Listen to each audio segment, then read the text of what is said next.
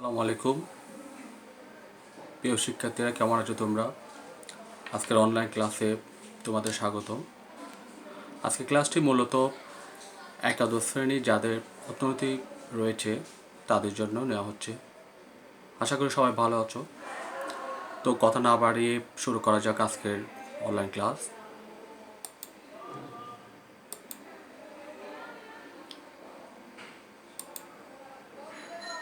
আজকে আমরা যে বিষয় নিয়ে আলোচনা করব তা হলো অর্থনীতির প্রথম পত্রের প্রথম অধ্যায়ের যার নাম হলো অর্থনৈতিক মৌলিক সমস্যা ও সমাধান।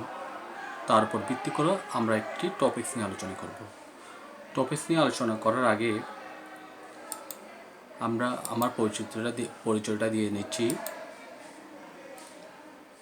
তোমরা চাইলে আমাকে ইমেল করে এই সাবজেক্ট নিয়ে কোনো সমস্যা থাকলে কিংবা তোমরা আমাকে ফোন করে তোমাদের সমস্যার কথা জানাতে পারো। তোমরা একটি ছবি দেখতে পাচ্ছ, কিছু গরিব ছেলে মেয়ে তারা হাত বাড়িয়ে কিছু একটা চাচ্ছে মনে হলো। মূলত আমাদের বেঁচে থাকার জন্য 5টি মৌলিক চাহিদা রয়েছে, তাই না? খাদ্য, বস্ত্র, বাসস্থান, শিক্ষা, চিকিৎসা। আমাদের বেঁচে থাকার জন্য এই জিনিসগুলো খুবই গুরুত্বপূর্ণ। তাছাড়াও আমাদের জীবনযাত্রার মান আরও উন্নত করার জন্য, আমাদের জীবনটাকে আরও সুন্দর করার জন্য আমাদের আরও অনেক কিছু জিনিস রয়েছে। অর্থাৎ আমাদের বেঁচে থাকার জন্য এই সমস্ত জিনিসগুলো আমাদের খুবই দরকার। অর্থাৎ আজকে আমরা যে বিষয়টা নিয়ে আলোচনা করব তা হলো অভাব। এই সম্পর্কে তোমাদের আরও ভালো ধারণা অর্জন করার জন্য তোমরা ডক্টর মোহাম্মদ ইউসুফ আলী স্যারের বইয়ের পৃষ্ঠা 2 থেকে 4 পর্যন্ত একটু পড়ে নিতে পারো। আজকের এই ক্লাস থেকে তোমরা যে সমস্ত বিষয় সম্পর্কে ধারণা অর্জন করবে তা হলো অভাব কী তা বলতে পারবে, অভাবের স্বরূপ সম্পর্কে ব্যাখ্যা করতে পারবে, অভাবের শ্রেণীবিভাগ বিশ্লেষণ করতে পারবে এবং বিভিন্ন ধরনের অভাব শনাক্তকরণ করতে পারবে।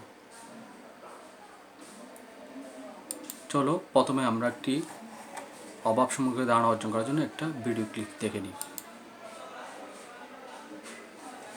তো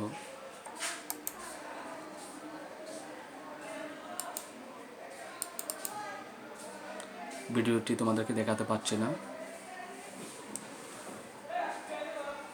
এবার আমরা জেনে নিই অভাব কী। সাধারণত আমরা অভাব বলতে যা বুঝি তা হলো মানুষের বেঁচে থাকার জন্য মানুষের প্রয়োজনীয় দ্রব্য সামগ্রীর আকাঙ্ক্ষা, অর্থাৎ পাওয়ার যে আকাঙ্ক্ষা তাকে অভাব বলে থাকি। এরপরে জানা যাক অভাবের বৈশিষ্ট্যগুলো কী কী।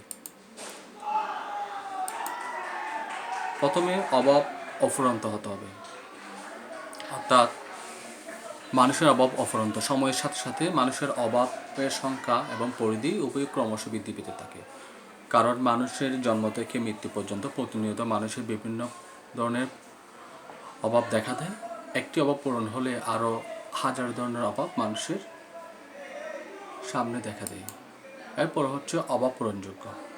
অভাব অফুরন্ত হলেও অভাব অবশ্য পূরণ করা যায়, তবে অর্থনীতির ক্ষেত্রে অভাব পূরণযোগ্য বলতে মানুষের যা পূরণের সামর্থ্য রয়েছে, অর্থাৎ কাল্পনিক কিংবা অবাস্তব বা স্বপ্নকে এখানে অভাব হিসাবে কখনো গ্রহণযোগ্য হবে না। এরপরে অনেক অভাবের মধ্যে সম্পর্ক পরিপূরক, অর্থাৎ একটি অভাব পূরণ করতে হলে আরেকটি অভাব দেখা দিতে পারে। অভাব পরস্পরের প্রতিদ্বন্দ্বী। যেহেতু মানুষের হাতে সম্পদ সীমিত, সেই সীমিত সম্পদ দিয়ে মানুষ চাইলে সব অভাব পূরণ করতে পারে না। তাই যে অভাবটি মানুষের সবার আগে পূরণ করা দরকার, মানুষ সেই অভাব পূরণের মাধ্যমে সর্বোচ্চ তৃপ্তি অর্জন করার চেষ্টা করে। অভাব পূরণের বিকল্প উপায় বিদ্যমান। মানুষ একটি অভাব দেখা দিলে সেই অভাবটি পূরণ করার জন্য বিভিন্ন বিকল্প উপায় বেছে নিতে পারে।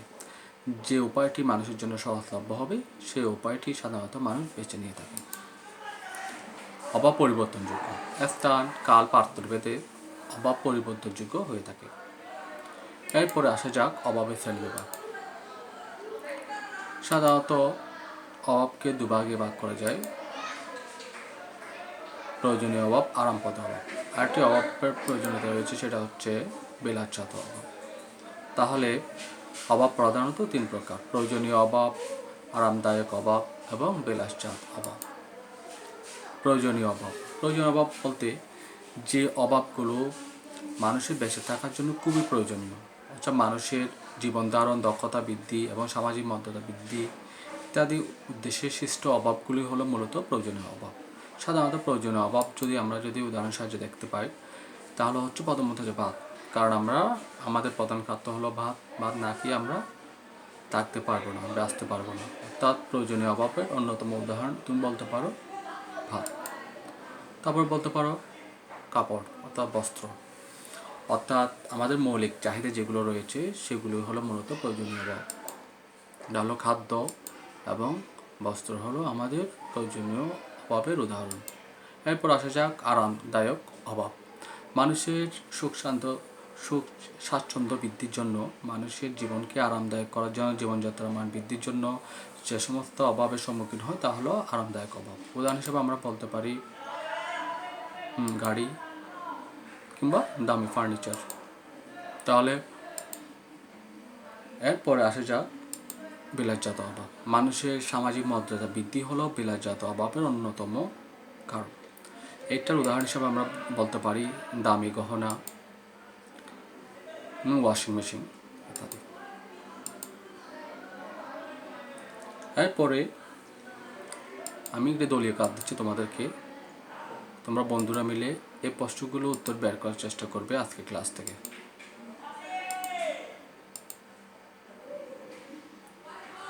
এবার তোমরা আজকে ক্লাসের থেকে কি কি শিখলে তা একটু যাচাই করা যাক। দেখো, এখানে অনেকগুলো ছবি দেখতে পাচ্ছ। তোমাদেরকে ছবি দেখে বলতে হবে কোনটি কোন অভাবের উদাহরণ। প্রথমে দেখা যাচ্ছে একটি ওয়াশিং মেশিন। একটু আগে যারা ক্লাসটি ভালো মনোযোগ সহকারে করেছো তারা নিশ্চয়ই বুঝতে পেরেছো এটি কোন ধরনের অভাব। এটি হলো বিলাসজাত অভাব। এরপর দেখা যাচ্ছে কতগুলো মেডিসিন সামগ্রী। তাহলে এটা কোন ধরনের অভাব হতে পারে?